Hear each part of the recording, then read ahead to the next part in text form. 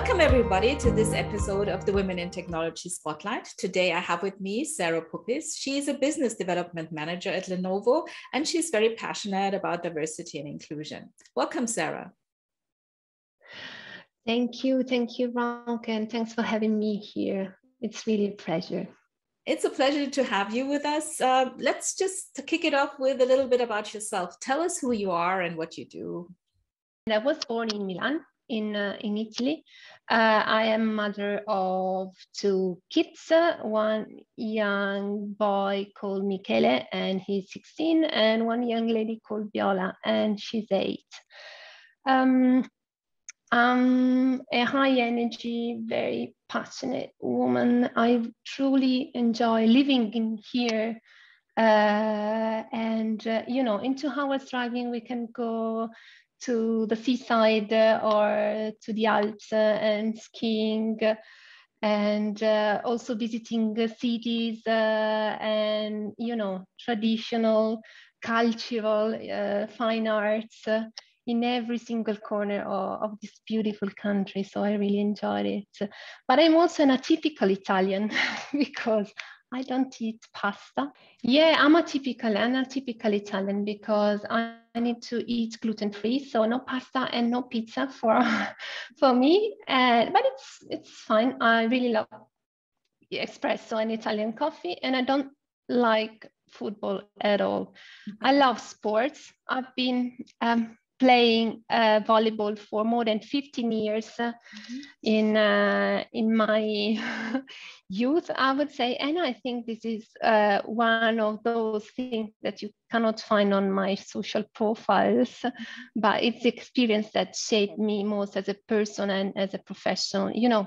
Volleyball is a fast-paced game in which you need to trust to your teammates. You need to do 3 right things to get to the point and set the ball on the other ground. So you need to trust to your teammates, and also you need to play in a psychological safety environment in which you can take risks, and you know that you can fail, and you can fail fast and learn, because failure is just a process of learning. And then I've learned to have a strategic vision on what is happening on the other side of the ground, and act very quickly to cope with the flexibility of the moment. And it has been also a very great school in terms of self-caring, because you need to keep your body and your mind as a whole in an healthy state. So the focus on the rest, the focus on what you eat, the moment for sleep, and to keep all the stuff in a systemic way in the right position. And the majority of the traits that I've learned on the volleyball ground are the ones that are reflected into my personal and also in my professional life. I think. That was what I would have asked you next. If you see like correlation between all these values you learned during your sports career and what you do now. So especially the team aspect and the fast-paced environment and things like that. Of course, that's exactly the kind of environment that I found when I reached the IT space. To be honest with you, it happened by accident in the sense that, my studies at the university were completely different. What did you do? I graduated. I graduated in foreign languages, so I'm a linguistic expert in English and Spanish, and and then I got a master into the social communication aspects.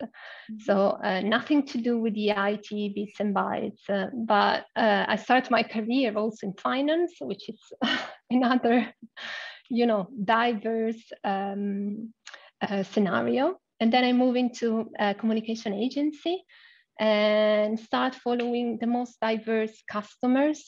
It might be tourist South African tourist center, or I got insurance, I got fintech companies, and also part of the IT ones. And then I got a call from Microsoft, and I started working with them into the technical audiences side, you know, to win the hearts and minds of the IT professionals into the server and tools department. So to be honest with you, I start working with all the system engineers and technical guys, and I've learned a lot from the wonderful guys, which were so far from, you know, my background, my experience.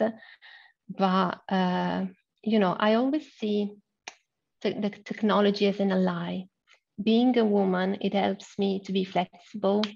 I started working from everywhere 15 years ago, and this allows me to conciliate being a mother, being a mom, being close to my kids, and also you know, start a career in a vertical which has all the values that I mentioned at the very beginning, in the sense that I really found a collaboration, a collaborative environment, integrity, and I've also learned to work in a multicultural environment.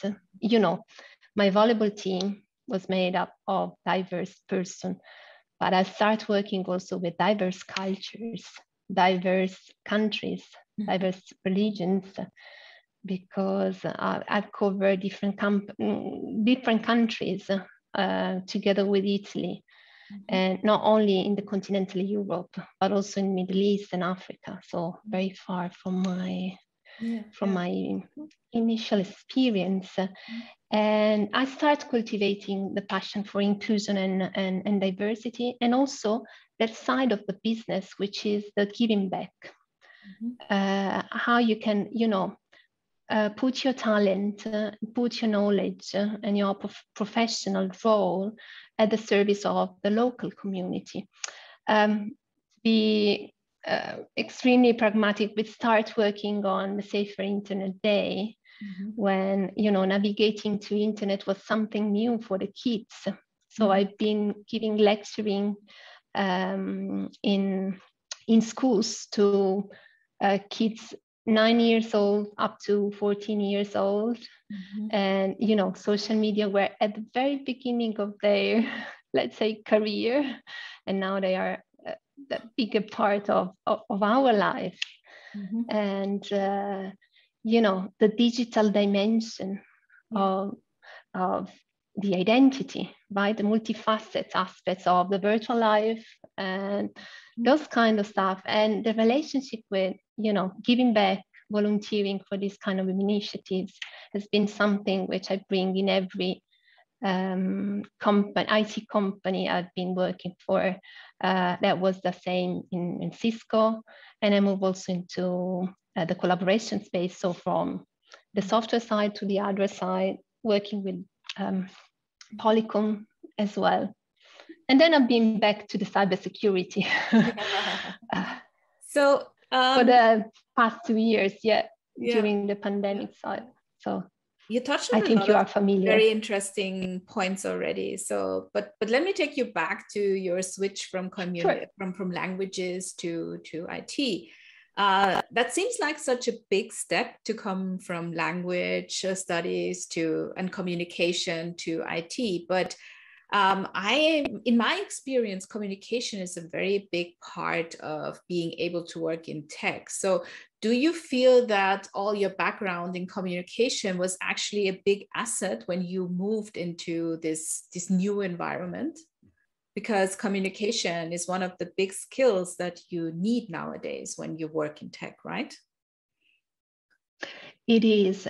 And you know what, also the capability to change the language in which you are creating new relationship with people had a massive impact into the IT space, to be honest with you.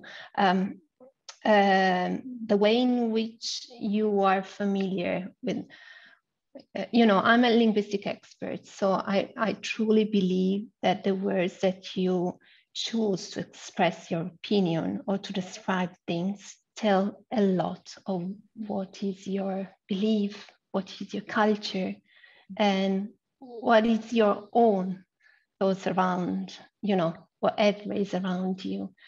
And it's really interesting to see how it changed from language to language.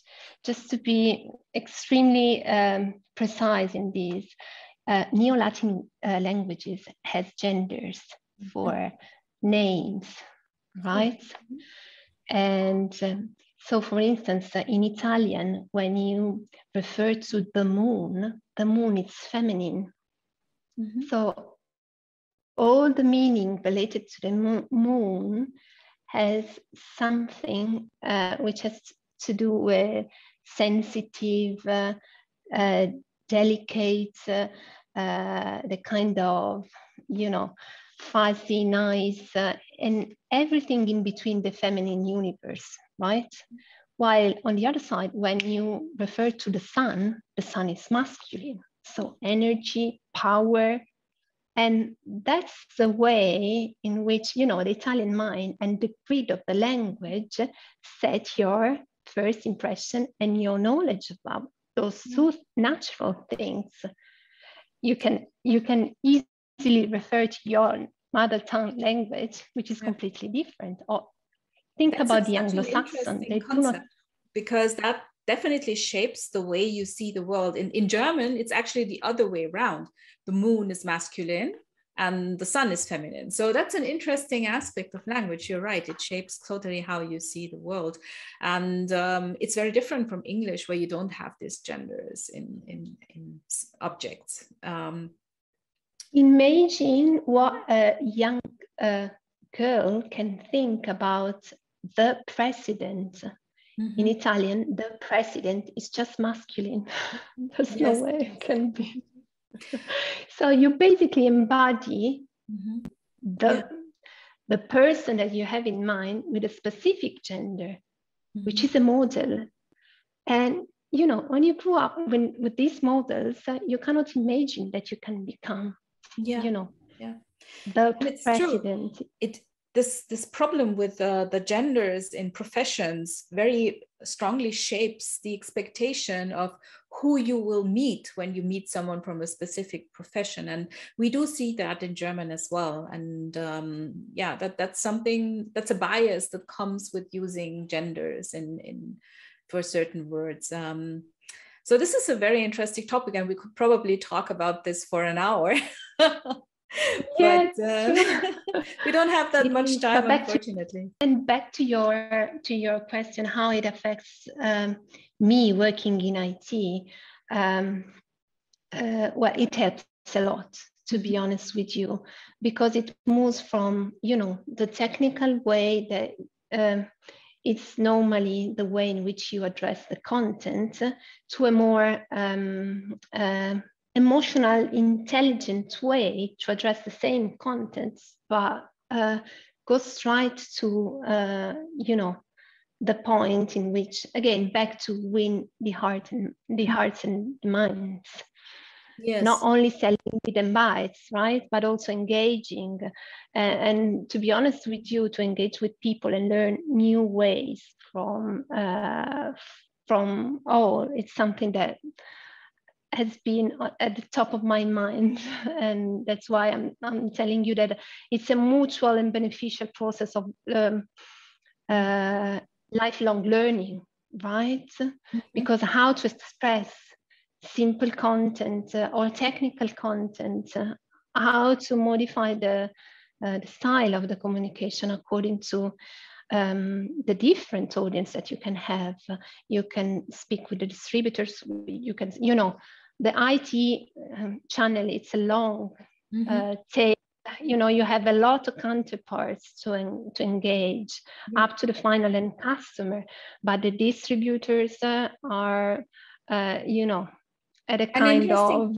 Maybe before we go into that, Maybe you could quickly talk a little bit for our audience around what you actually do now, because what is a business development manager? What do you do with our partners? Definitely. What is this channel? In Lenovo, I'm in charge of the smart collaboration business, which is pretty new in the Lenovo offering. It's still in incubation because Lenovo is very well known for the PC side, the laptop, the notebook, right? And other kind of devices. The very first smart collaboration device was launched in 2018. So it's a very young business for Lenovo. I'm in charge of developing the business throughout the channel and all the business segments, including global accounts, enterprise, public sector, mid-market, and all the SMB, and develop this business for the Italian market and the Israeli market. And so I have, everyday relationship with new people, new distributors, new partners, new customers, presenting the solutions, demonstrating the solutions. To be honest with you, collaboration is kind of a familiar topic for me to talk about, because I've been working flexible and from remote since the very beginning.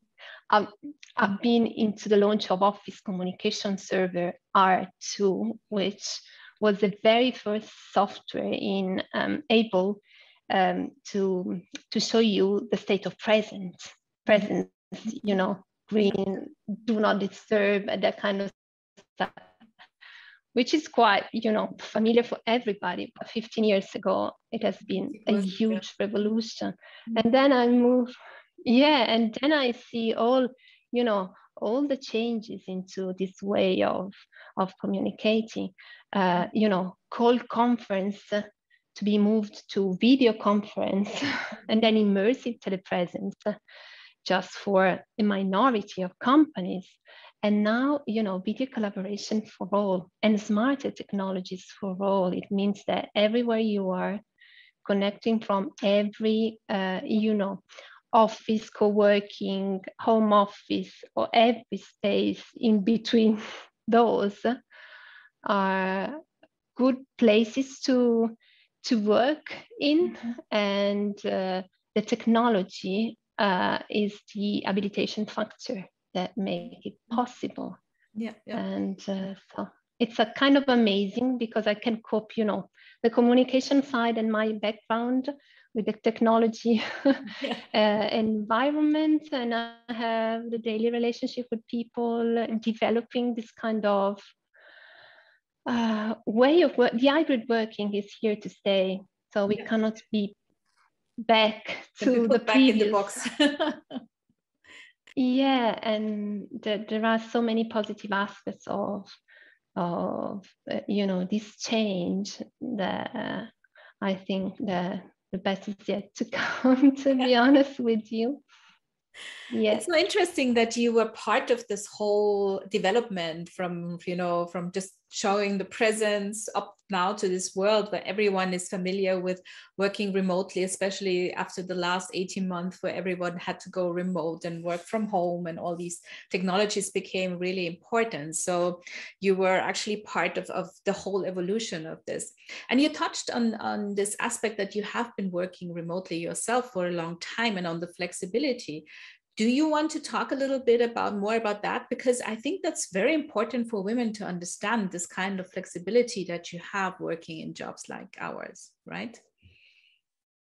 Yeah, I've been really lucky. And, especially in Italy, where the standard working day is from 9 to 6, not even 5. And, in some cases, if you leave the office before 6 o'clock, you can, easily have that kind of comment. Are you on a part-time contract? So really changing that mind that we are working for objectives and not for hours spent into the office, and changing the mind of the management So there's no need for the eye control of the people working from you, but there's a mutual trust, right? And this is above the gender, I would say. It's a kind of cultural mentality that is changing, because everybody experienced that from March 2020. It has been possible to keep on working from home, everybody from home. And so we have been forced to change that, which is good. We need to change also the culture of many of the Italian companies. I can grant you that the exposure to the foreign and European countries has been critical, in the sense that, you know, I've been covering multiple countries. I started with Spain and Portugal, and then I had Israel, Turkey, and then also South Africa and the sub-Saharan areas. And I spent also 3 years working with Nordics. So very different cultures. In Nordics, if you call a colleague after 4:30, they have to pick up the kids at school. And you are absolutely rude if you invade the personal space with a call, which is right. You need your personal time. And then there's no need to work till midnight. If you can well organize your work, if you reach your objective, it's all about setting smart goals and try to find the balance in between working from home as a rule. It's difficult as well because there's no boundaries in between personal and professional life. We experienced that in the lockdown situations. But you can also find a balance in between working from home and working from the office. And the wiser companies, I would say, are adopting that kind of strategic approach. So leave the people to be flexible. The return to the office made on a gradual, let's say, step by step, allowing the people to be absolutely confident, right? And I think that the good side of the hybrid working is also to consider the personal experience of the people inside the companies. That's what I really like in the IT space, because there's this focus on people and on, the technology. It's what we sell, both software and hardware, but it enables, I think, good and positive practice, and the focus on people, on the integrity, on the values, and also the attention on listening and learning, which is also important. Yeah, because the fast-paced company are good listener in that. You know what I mean? An interesting point, because obviously when someone thinks about companies selling things, they think about people talking, but it's actually much more about listening. So that's very correct. So you have to be a good listener. And I loved how you talked about how you worked with different cultures, because I feel that's a very interesting aspect of this work as well. So there were so many things we could talk about for hours, like the whole new work concept, the fact that we now moved into this objective-oriented work, this outcome-oriented work, away from, you have to be there 40 hours, and if you're not there, then you're not working. All these things are changing and adapting, and I find that we are moving in this new space. And of course, we all have to learn, because you correctly said that we will need to learn how to set boundaries between life and work if we're working from home, and also give people a chance to move into the office if they want to. So just give everyone the option to live a life that suits them. And if you think about the life that suits you because you work in tech, what are the aspects you would like young women to understand if they're thinking about going into tech? What would you like them to know about working in technology? What is it you would like to tell them about that? Oh, such a great question. For sure,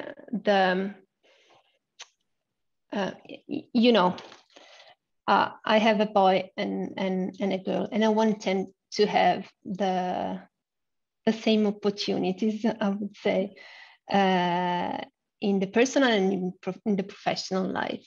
But I know very well in advance that for my little girl to achieve the same results of the boy will take more effort, to be honest with you. I would encourage young boys and young girls to go for an education which is part of what is called STEM, and to